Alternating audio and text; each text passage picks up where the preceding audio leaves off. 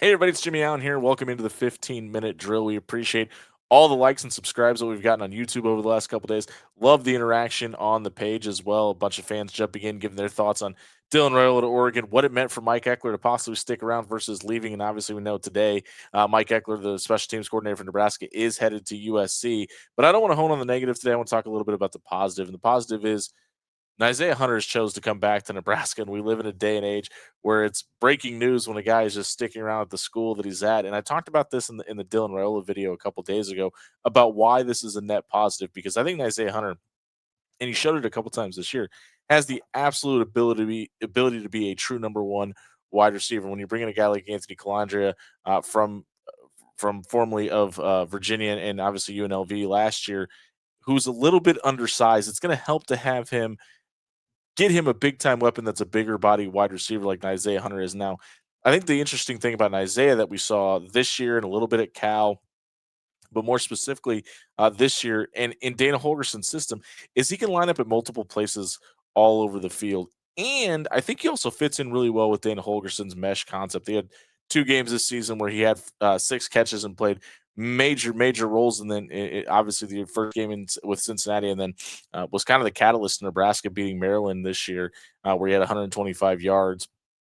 But where I thought Isaiah was the most dynamic and really gave Nebraska the best bang for their buck was in the slot, and when he was able to get out in space and create and make people miss. And it felt like at times that was a staple of this offense, and then at other times it just kind of went away. Now, a lot of things dictated that. Obviously, Nebraska's inability to push the ball down the field really allowed defenses to cheat up and keep guys like Nyziah Hunter, keep guys like Dane Key, and really take away that jet sweep action of Ja'Cory Barney out of the equation later in the season because Nebraska just couldn't push the ball down the field. Now, whether that's an offensive line issue, a Dylan Raiola, a Dana Holgerson problem, that's up for debate. I mean, I guess all those things could be true, but we saw where Nyziah could make an impact, and you're just going to get him for another year. Now, obviously, with Anthony Calandria or TJ Latif or Daniel Kalen, who came back to Nebraska, whoever ends up being the quarterback this fall, and I think all of us anticipated being Anthony Calandria because you don't really go out and make that move without that anticipation. But whoever that ends up being, you now have an idea who your number one wide receiver is. And we talked yesterday about how much of a negative it was if Mike Eckler ended up leaving this program. And a lot of people chimed in on YouTube and said, well, listen, Mike Eckler's been in a lot of different places. Why is it a negative if he chooses to leave Nebraska? Again, obviously, he did it the first time for Indiana, but and that was a video for yesterday. But this is more about how you go about building around this program, and not that it matters, but I guess it does to some degree. You're going to have programs out there that are going to say, "Well, look what do you want to go to Nebraska? Look what they did to Dylan Raiola, and it couldn't work there for a 5-star quarterback. Why can it work for you?" And when you have guys that choose to stay in the program and choose to come back after they've been elsewhere. I mean, listen, Isaiah Hunter went to Cal and had some monochrome of success there as a freshman, chose to leave there and come to Nebraska. And listen, I mean, you had a guy like Fernando Mendoza with him while he was there, and it worked out pretty well for him to go elsewhere also. Um, but I think when you can have guys, and I do, I think Isaiah is a true number one. I think he could be a big time threat, especially with another year in Dana Holgerson's system. It's going to be a little bit of a learning curve with a different quarterback this year, but I think he's a guy you can say, here's a pillar. We're going to put this pillar here and we're going to build around him. I think you got a guy like that on defense too, with Williams Winery. Not a hot take. I understand that he's a former 5-star defensive line prospect, but it feels like in the past it was you need to come to Nebraska because Dylan Raiola is here and you get the kid with the golden arm. And if they can get a 5-star quarterback, imagine all the other talent you can put around him. I think from a recruiting standpoint and a building block standpoint going into 2026, there's got to be multiple guys like that. I don't mean 5-star quarterback, national noteworthy recruit. I mean guys that you can count on, guys that, here's a key word, you've developed and have gotten better in your program that you can promote and put out there on Front Street to the other recruits or other transfer portal players, that we can make you like this guy, or you can come be the next so and so. And under Matt Rhule specifically, Nebraska has sorely been missing that. Now, That was kind of the bill of goods, and I hate using that phrase. That's kind of what Matt Rhule was saying that he wanted this program to be when he got here, was that developmental program that took guys that were diamonds in the rough and or no stars and turned them into five stars and things like that. Like that's how he built Temple. That's how he built Baylor. But if you look, not a silver lining, but if you're looking for a net positive from this, is I think the one thing that Matt Rhule has really shown since he's gotten to Nebraska is the ability to adapt. Now, the way he did it at Temple and the way he did it at Baylor was he got a bunch of young guys to come in as freshmen and make impacts earlier, not even really make impacts early, but play early that allowed them to make impacts later, and he tried doing that at Nebraska, but not in year 1 and year 2. Like, when you look at the way he set up year 2 at Nebraska with Dylan as a freshman, with Ja'Cory Barney as a freshman, Vincent Shavers, and those guys on the defense, and everybody that came in that were freshmen in that class as guys that played early with the potential to be leaders or be impact guys 1, 2, or 3 years down the road. It kind of felt like that's what he was setting up at Nebraska, how he had done it at Baylor. He was kind of behind the 8 ball when he came to Nebraska in the recruiting process. And yes, you had Jeff Sims, but there's also the fact that they thought they were going to get Jake Peets from the Los Angeles Rams. That didn't end up happening, and that threw a kind of wrench into the program. So it's not one guy's fault, and yes, it's on the head coach to kind of get that ball rolling again. But there's a lot of reasons that year 1 of Nebraska didn't feel like a true year 1, and it felt more like year 2. And listen, five-star quarterback into the equation and a bunch of pieces around him definitely helped jumpstart that. But if you get Ja'Cory Barney back and you get Nyziah Hunter back, and those running backs look the way they did in the bowl game versus the way they did in the regular season with Quentin Ives and those guys, you're probably going to feel a lot better. And I think we saw flashes in the Vegas Bowl of why Nebraska didn't go out in the transfer portal and get a running back. Now, I think by the end of today, we're probably going to see, and today being Friday, this is going to drop on Thursday, but at the end of today, uh, we're going to probably hear about a running back coming to Nebraska or being in the wings, or there at least being an effort to get there. I don't think this coaching staff can afford to miss or not go get a running back at all, and then it go the way it did this season. Now, it really helped that you had a all Big Ten first team caliber guy in Emmett Johnson.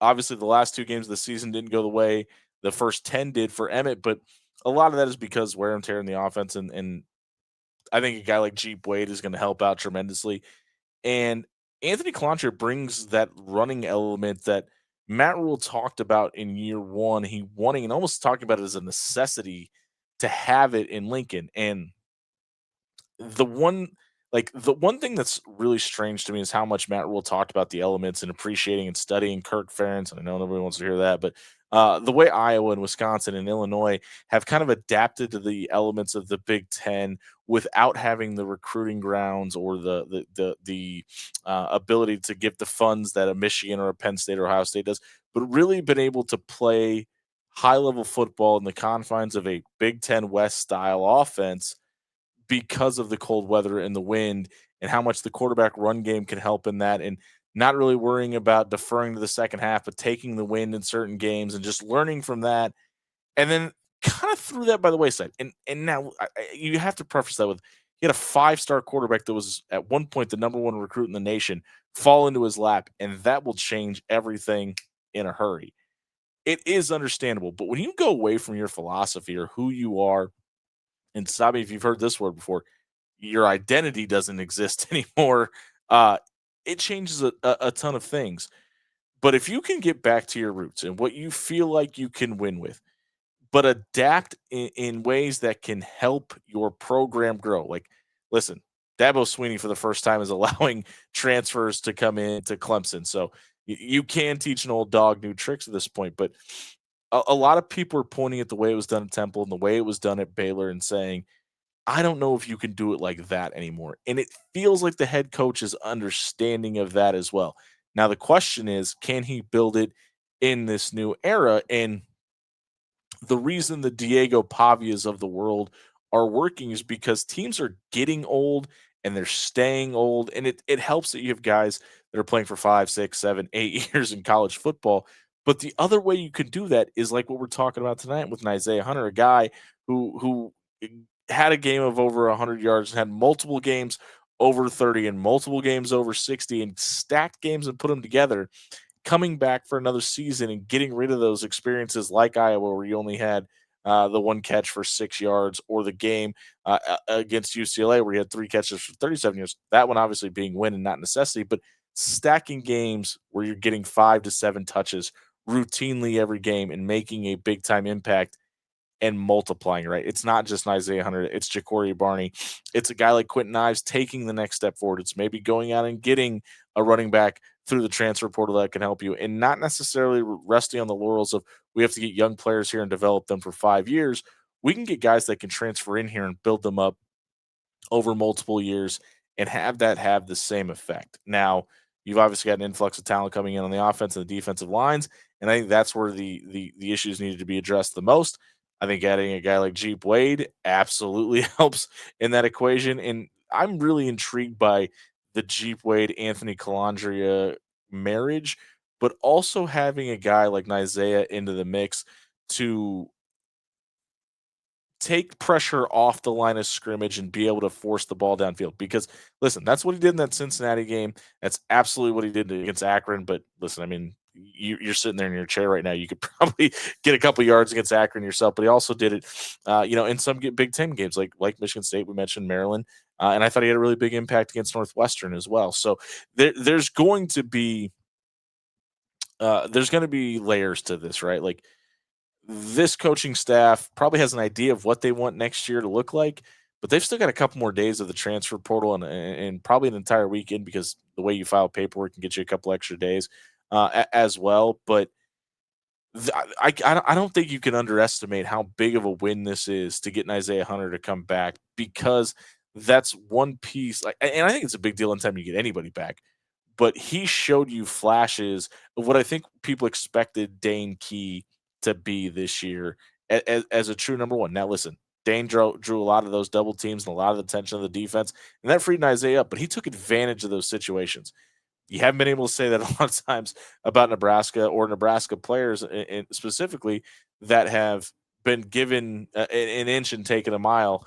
And I think that's the type of player Nyziah is. Now, if you elevate his role and say, "Hey, you've got to be the guy," he seems like the type of personality that's gonna flourish in that situation and really kind of take the ball and run with it, pun intended.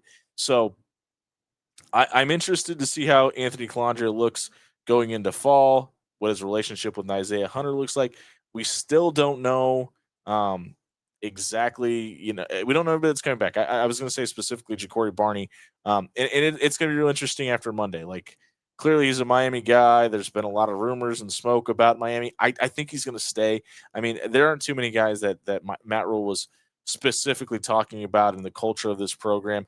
And you saw, and listen, I think Mike Eckler leaving is a big piece in if Ja'Cory Barney comes back, because you saw how elated he was every time he talked about Mike Eckler and obviously the contributions he made to special teams last year. And listen, if Miami does end up calling, turning down home is a very difficult task. So, but with that being said, I mean, there is still other guys you can go get in the portal as well. It's not just about keeping guys. The portal gives and the portal takes. So I expect Nebraska to go out and add maybe one other wide receiver. I would really love them to make an effort to add another running back. I mean, there's for the all the Ja'Cory Barneys to Miami conversation. There's also the Shamar Brown of it all, right? I mean, there's possibility that Nebraska could get a running back to come back home with, and obviously those two things can happen separately or together, with Ja'Cory going to Miami or Shamar Brown coming to Nebraska. It's not necessarily a trade off, but I do think it's a massive deal that Nyziah Hunter is staying in Lincoln. I think he can be a true number one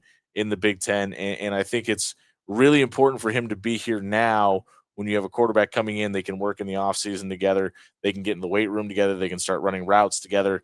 And it feels like you're going to have to find a way to bring your own. That just seems to be something this team was lacking this season. Just having, like, they had a bunch of guys that bring a lot of energy, but at time, it didn't seem like that trickled down to the rest of the team. Now, that could have been a quarterback leadership thing, could have been a culture thing, but it kind of feels like Isaiah Hunter is one of those guys that has that trickle down effect about him. This podcast has a trickle down effect as well. If you like what you heard tonight or checked out one of our other videos and didn't get a chance yet, like and subscribe on YouTube. We appreciate you watching. It's been the 15-minute drill. Jimmie Allen. We'll see you next time.